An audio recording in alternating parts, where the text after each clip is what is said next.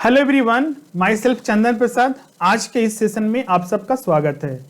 आज की इस वीडियो में जो हम लोग डिस्कस करेंगे आपका सेशन नंबर 3 झारखंड की शिक्षा व्यवस्था के अंतर्गत झारखंड में शिक्षा को स्थिति को सुधारने के लिए वर्तमान में जो विभिन्न योजनाएं और कार्यक्रम चलाए जा रहे हैं राज्य सरकार के द्वारा, केंद्र सरकार के सहयोग से, उनके बारे में हम लोग यहाँ पर डिस्कस करेंगे।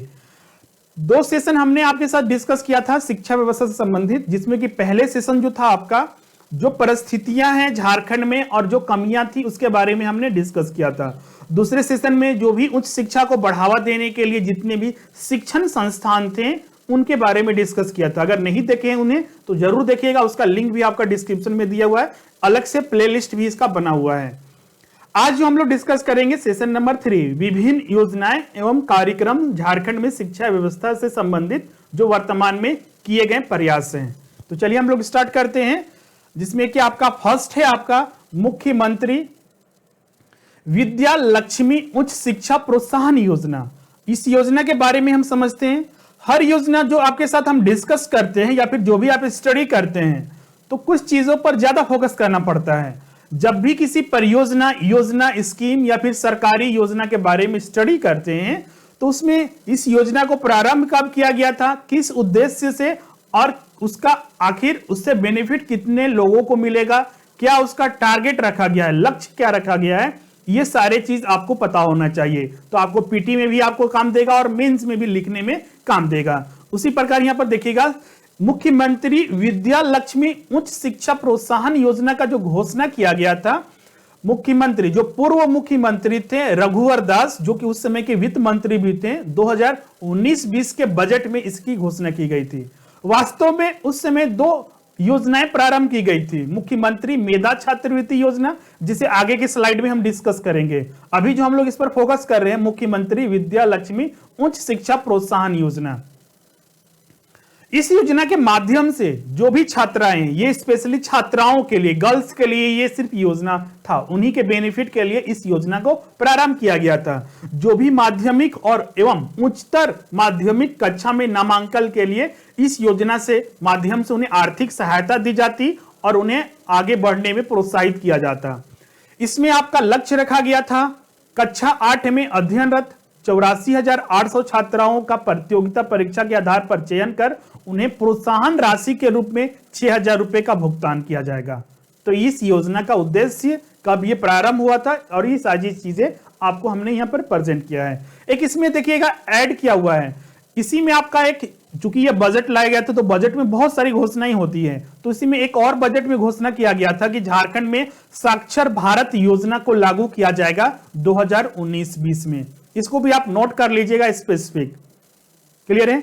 2019-20 में, और वो भी स्पेसिफिक जिला में, सारे जिले में ये प्रारंभ नहीं हुआ था। पूर्वी सिंहभूम, सरायकेला खरसावा, खूंटी, सिमडेगा और जामताड़ा जिला में साक्षर भारत योजना, जो केंद्र सरकार की एक योजना है, उसको लागू किया जाएगा।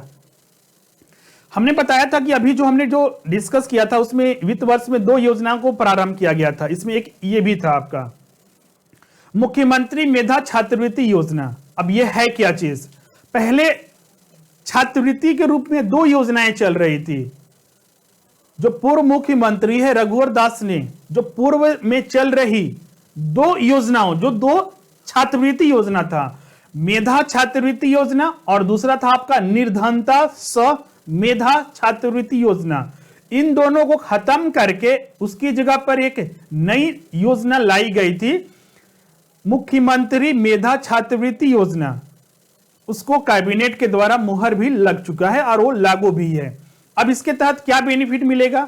तो इसके तहत छात्राओं का, छात्र छात्राओं का दोनों के लिए चयन किया जाएगा, जिसमें कि राज्य स्तर पर, जिला स्तर पर और प्रखंड स्तर पर परीक्षा के जरिए कक्षा 9 से 12वीं तक के छात्र और छात्राओं का चयन किया जाएगा।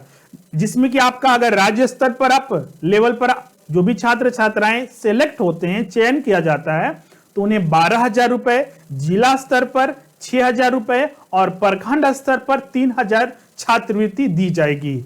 और साथ ही आपका जो छात्र का चयन होगा राज्य स्तर से 1,000, जिला स्तर पर कम से कम 100 और प्रखंड स्तर पर 20 छात्रों का इससे लाभ मिलेगा।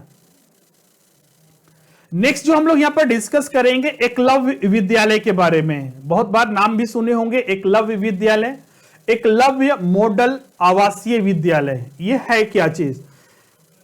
सबसे पहले हम लोग इसके बारे में डिस्कस कर लेते हैं, उसके बाद झारखंड में इसके लिए क्या किया गया है उस पर भी हम लोग देखते हैं। आपको बता दें, जो एकलव्य मॉडल स्कूल आवासीय विद्यालय है, जनजाति, अनुसूचित जनजाति एसटी के लिए केंद्र सरकार के द्वारा चलाई जा रही एक संस्था है, या फिर बोल सकते हैं स्कूल है, इंस्टीट्यूशंस हैं, जहां पर आपका जो भी एसटी के छात्र हैं, सिर्फ एसटी अनुसूचित जनजाति के छात्रों के लिए एकलव्य आदर्श आवासीय विद्यालय योजना शुरू की गई है, जो दूर दराज में के क्षेत्रों में रहने वाले छात्रों को मध्यम और उच्च स्तरीय शिक्षा इन संस्थानों के माध्यम से प्रदान की जाएगी।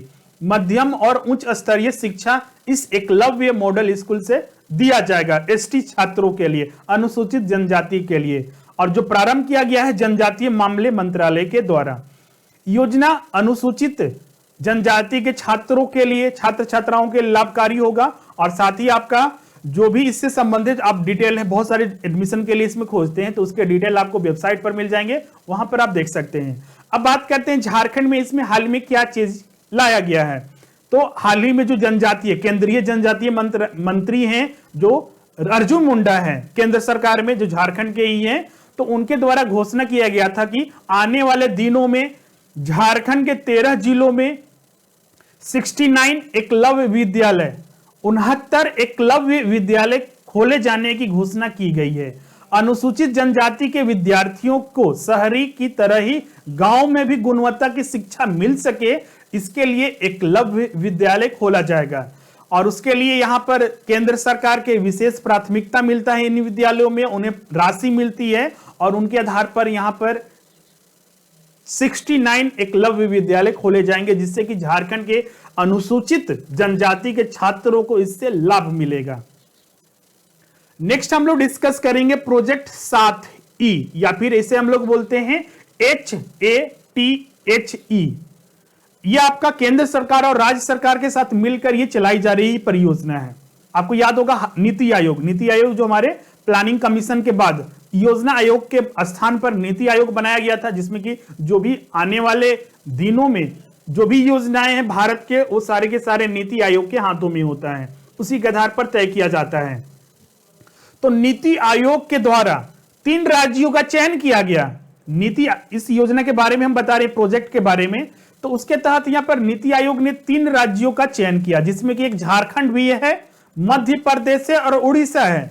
उनके साथ, उन राज्यों के साथ मिलकर नीति आयोग 17 मार्च 2018 को 7E या फिर प्रोजेक्ट 7E या फिर HTATHE प्रारंभ किया, जिसका फुल फॉर्म होता है sustainable action for transforming human capital in education. अब इसके माध्यम से क्या किया जाएगा?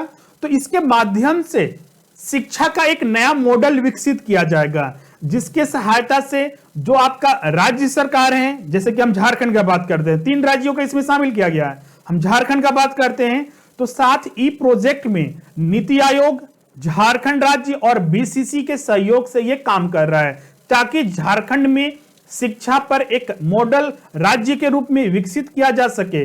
इसे 30 महीने की अवधि में निष्पादित भी किया जा रहा है। अब इसमें समर्पित PMU लक्ष्य निर्धारित करना, डिजाइन तैयार करना, कार्यान्वयन नेतृत्व करना, और साथ ही परियोजना के तहत झारखंड राज्य में शिक्षा की डिलीवरी और गुणवत्ता में सुधार के लिए 15 पहलों की विस्तृत रूपरेखा तैयार की जाएगी। मेंस के परीक्षा में लिखने के लिए बहुत ही इंपॉर्टेंट है, उस पर डायरेक्ट भी आपसे प्रश्न पूछा जा सकता है। सारे हम यहां पर बताएं कब ये प्रारंभ की गई है, किसके साथ मिलकर, और इसका आखिर उद्देश्य क्या है, झारखंड में किस तरह से एक नया जो एजुकेशन मॉडल के तौर पर इसे प्रेजेंट किया जाना लक्ष्य रखा गया है।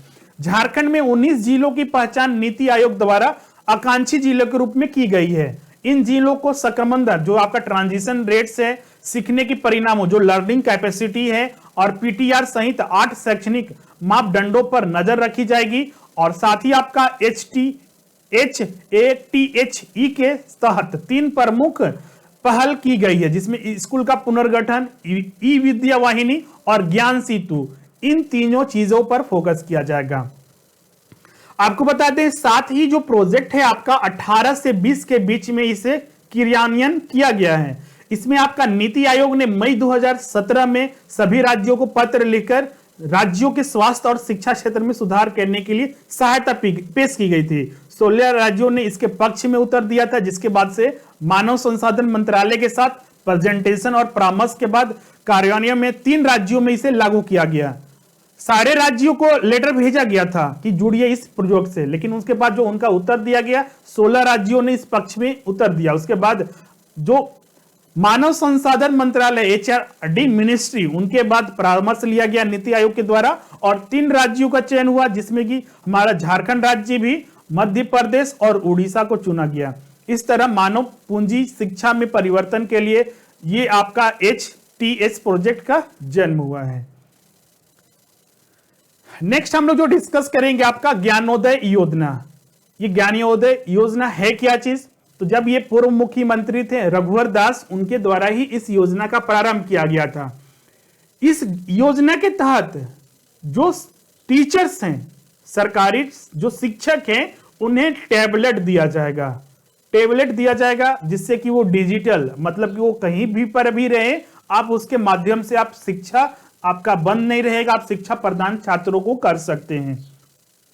इस योजना का मुख्य उद्देश्य यह था कि बिना किसी बाधा के शिक्षक किसी भी समय कहीं पर भी रहे अपना काम ऑनलाइन कर सकते हैं। इसीलिए राज्य सरकार उन्हें टैबलेट प्रोवाइड कर रही है। इससे स्कूल के वास्तविक समय की निगरानी एवं ऑनलाइन सॉफ्टवेयर के माध्यम से बच्चों, शिक्षकों को उपस्थिति, ड्रॉप आउट का जो सबसे बड़ा टेंशन है झारखंड का, मिड डे मील इत्यादि के माध्यम से झारखंड की शिक्षा विभाग के द्वारा ऑनलाइन निगरानी की जाएगी। पहले चरण के तौर पर 40,000 स्कूलों के शिक्षकों को टैबलेट वितरित करने का इस योजना का उद्देश्य है।